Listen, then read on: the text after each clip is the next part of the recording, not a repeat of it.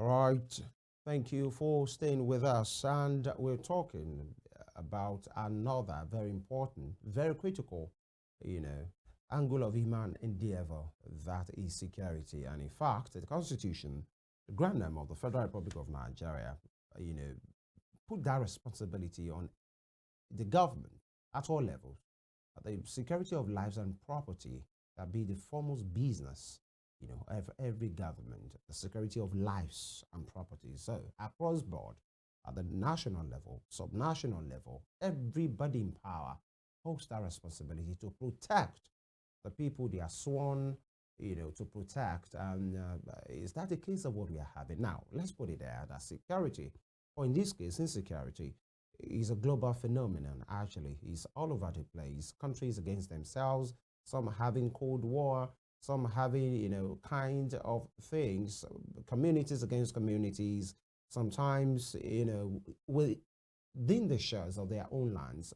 On this case, we're narrowing down to what we have in Nigeria right now because without security, without peace, there cannot be any development. People can't think well, they can't even sleep well, they can't even do anything, they can't plan in an atmosphere of war, whatever that means in different parts of the country, from the south to the north.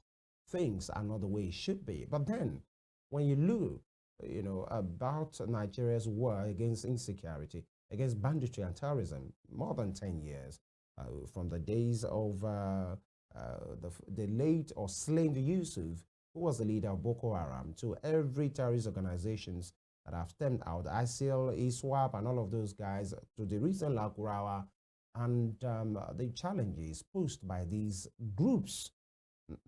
Sometimes it will look like we are making some progress. At some other times, it will look like these guys are not just going away. So what do we need to do? Recently, the chief of defense staff, visited a particular formation and he spoke, especially in Kaduna State, to say security will improve in Kaduna State, an extension in Nigeria as well. In fact, they will work towards, improving security in 2025. In fact, maybe ending these forceful and violent extremism that we are witnessing from these criminals on the shores of our lands. And just yesterday, news had it as well that particular notorious kingpin has been demanding levies.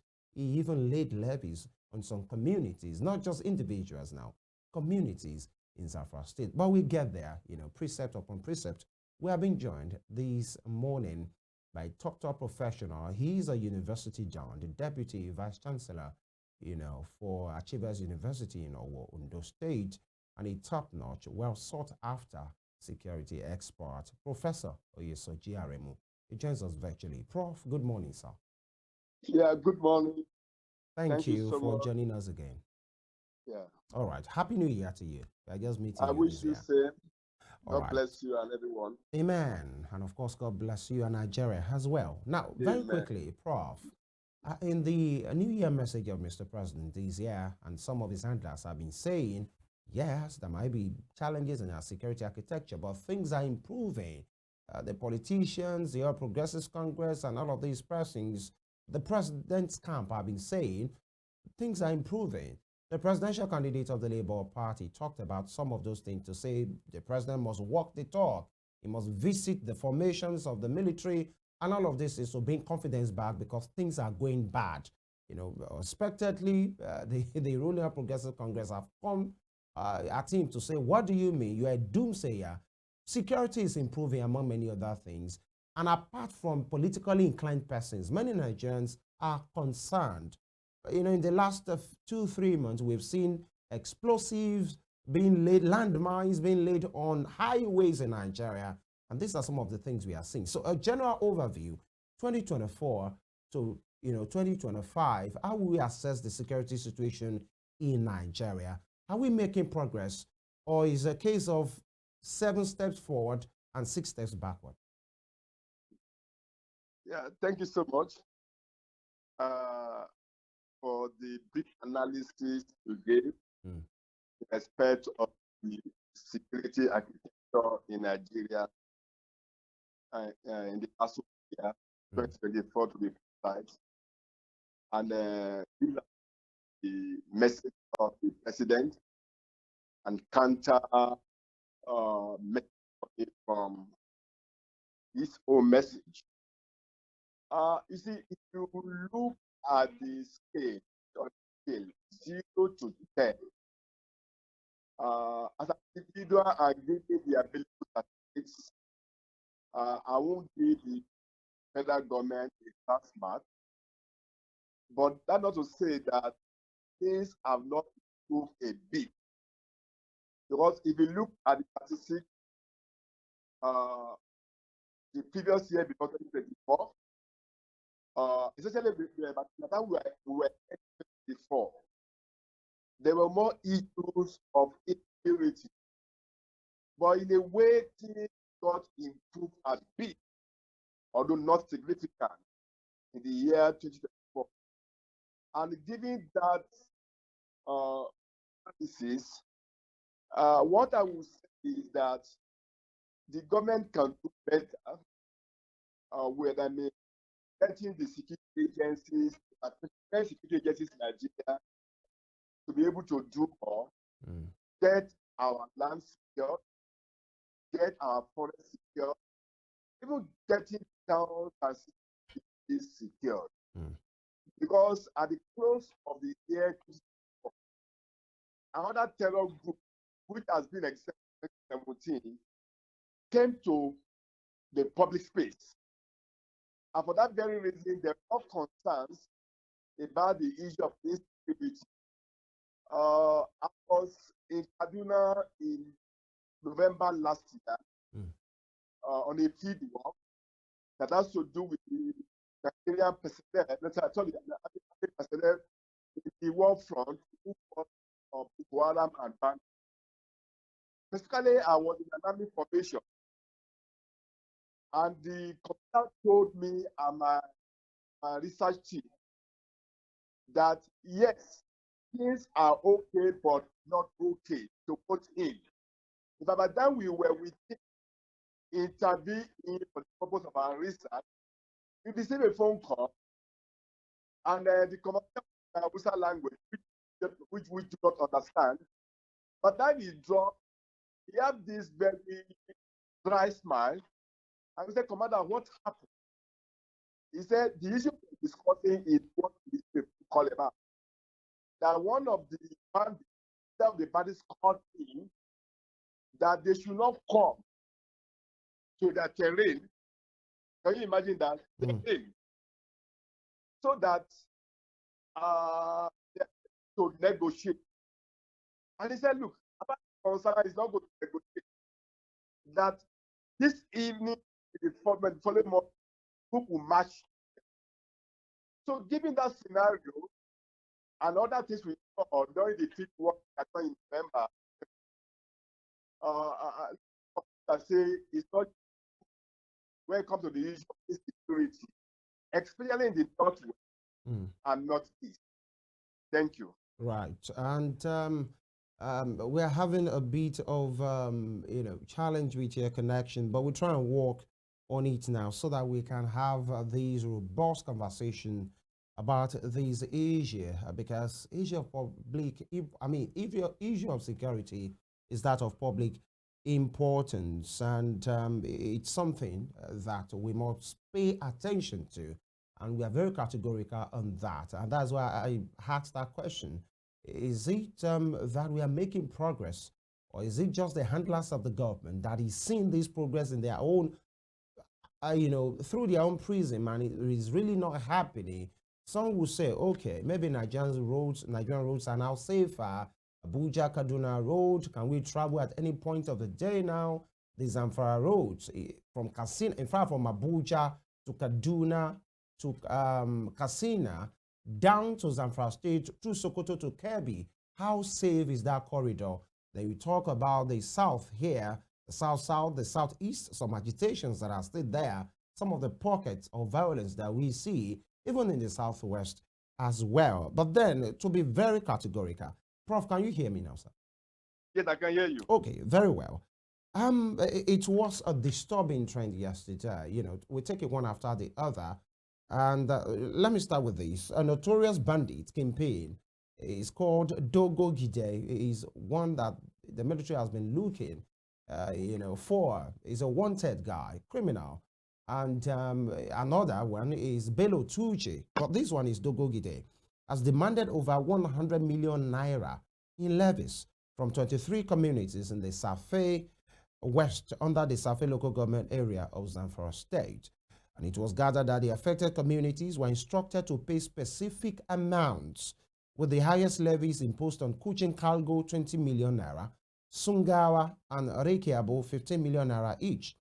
Other communities affected include Kwaren, Meisaje, and Magazawa, 10 million naira each, Gijinzama, 8.5 million naira, Giwa and Kauyem Magaji, 7 million naira each, and Bari Bari, 6 million naira. And the levy imposed by this wanted terrorist leader has created tension in the area as the residents scramble to meet the demands, and amid fears of violent reprisals. And this is not just rumor, because the State Commissioner of Police, Mohammed Dalijan, in a telephone conversation with newsmen, confirmed the development, but assured that the situation is under control. Now, Prof, how can such a situation be under control when you have one guy who is a terrorist, who is being looked for, he has groups that is controlling, now as a non-state actor, imposed levies on communities across a local government? What audacity, Prof? Well, thank you so much. As you have said, these non-state actors are operating and controlling from a government in Nigeria. I think the very first to address is the question of that we have here. This part on government space, they are within some local government in the states. They are not outside the area. And this is why we use the word research as ungoverned. Because it is ungoverned, some individuals, non-state actors, will have to take control. Why? The dictum is that about somebody has to do. And unfortunately, this man you just mentioned, as being for dodgy, are not only demanding imposed taxation in form of money, cattle and cows, they are even in such a it's like a government hosting their own well. So if we have this kind of a thing, it means we have a problem of even food insecurity. I was listening to a program in which there were complaints that the cattle and cows are taken away by this terror. And not only that, they are also paying, as you have said. So this becomes worrisome that we see issues like this. And let me clearly say that such issues will not be going to eclipse because of the fact that bandits are there and there. I told you the other time that my home on the field experience, my sheet, we were told, and we got to know, by the time I go to that place in the army, we had to go there with them, guided with the military guide up there because they research because of that. But at the same time, we didn't take anything like that. So it's a problem, and just have to say how do we go about it, and the way to go about build our global spaces. Thank you. Okay, Prof. The last time we heard that when there was a bombing in, when there was a bomb by the military that kind of engulfed some civilians, it was said that these civilians were housing some of these terrorists. Now, we've had another incident in Zamfara yesterday where about 46 persons were kidnapped. Is it that these people are living among this community, are living in this community? Because sometimes it's weird or should I say, it's strange to think that these people come in, abduct this number of people, and leave without being seen or without being stopped. Yes, thank you. Your question,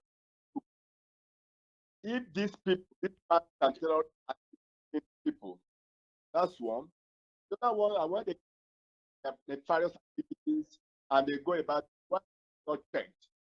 I think as one, there's an answer to two questions. It has to do with the people that are not providing. The popular thing is that you say something, and again you won't blame them for not saying, because they are also unprotected. And in that situation, it's like they submit to their own fate. Look, what do we do when we cannot have protection from the state? And for that very reason, we have to play along with the bandits and tell us. So in a way, these bandits are living in a way with them. And again, these bandits have their terms as well. And they then dictate terms, what they want.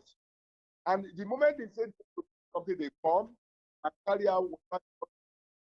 And in that situation, if those people, the villagers, decide not to cooperate, then there will be issues. Again, we also saw this, know this, when the army were telling us that there are some places we can't even get to. And they don't allow people, vehicles to go to those areas. So what we are saying is that, yes, efforts are being made to decimate the question of insecurity. But there are issues. That's why I say that we cannot completely say that the question of insecurity here has been addressed. All right. It's a very worrisome development. And when you see that this is not just, especially those from our communities that I mentioned under Survey local government area, and you have said it's because we have left those lands ungoverned.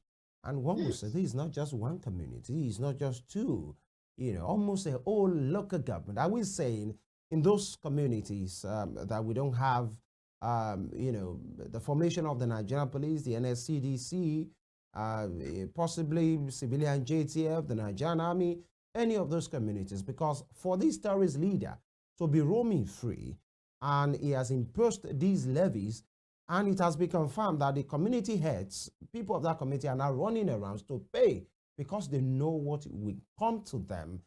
How ungoverned can those spaces be? But these questions and more will be answered after this break. We'll go on a short break right now. Prof, please hang in there, and of course, our viewers as well. When we come back, Prof will answer these questions. And of course, another developing and sad story is the overrunning of an army base by bandits as well. We can't afford to keep having these. Nigeria must be safe, but these concerns will be addressed after this break. Stay with us.